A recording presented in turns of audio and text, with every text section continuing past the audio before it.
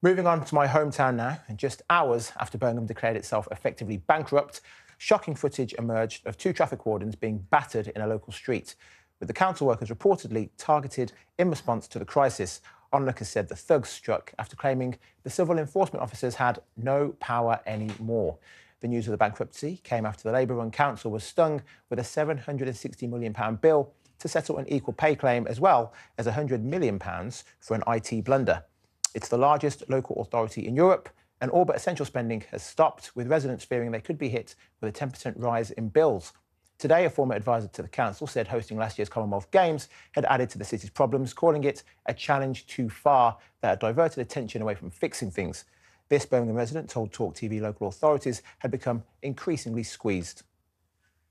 If you look at local authorities as a whole, since 2010, they've lost something like £15 billion in funding. Now, that does not excuse mismanagement, but life has become very much more difficult for pretty much every local authority in England. They've been struggling with ever greater burdens on social care, on children's services, and they've been having to do it with a much reduced amount of income from central government.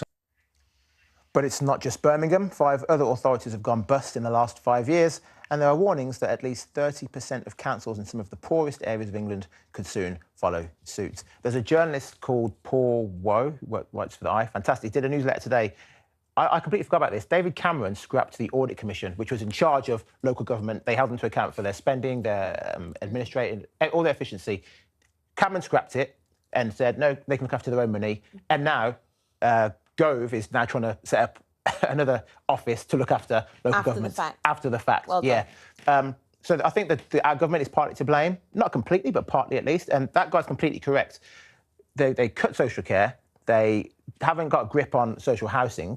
So essentially, we've had a massive hit in our pockets for local councils. It's a Labour council that took it upon itself to decide that women who do the same job as men don't deserve the same money. But actually, that happened under the Tory leadership in 2012. That's when they got hit with the equal pay. That's when the problem arose. But the Labour council didn't manage to figure it out as well. So it's a Tory and a Labour problem. But this, you know, there's a lot of political point scoring going on about, oh, it's Labour, but you can never trust Labour or Tories, you know. In fact, this is a problem for all councils. If you look at the councils that are in big trouble, the councils that have gone bust, it's pretty equidistant. You know, half of them are Tories and half of them are Labour. The problem is that Birmingham had a budget of £3.2 billion a year, and the councillors were out of control. They were. They spent £184 million hosting the Commonwealth Games. They spent millions of pounds on woke LGBTQ signs for that, and so on and so forth. And guess where the Labour leader of the council is right now?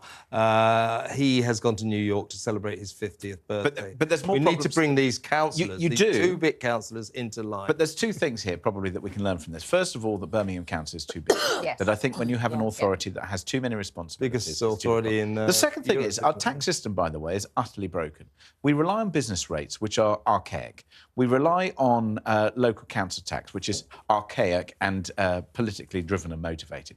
We don't necessarily have the right allocations of funds, and also we duplicate roles here, there and everywhere. We pretend that it's giving local, you know, sort of control or otherwise, but then, of course, things like roads or elsewhere, frankly, probably shouldn't be in control and shouldn't be under separate budgets, and we duplicate everywhere. So we need to spend our money more effectively, and we're going to continue to see more of this unless we fix the root cause of the problem. And stop paying local council chief executives and indeed other executives more than the Prime Minister. Why are local town hall chief executives earning £700,000 a year? This is just financial mismanagement. Well, whatever, Kevin. Birmingham will bounce back, I'm certain of it. Oh, yeah, Coming you up. would say that.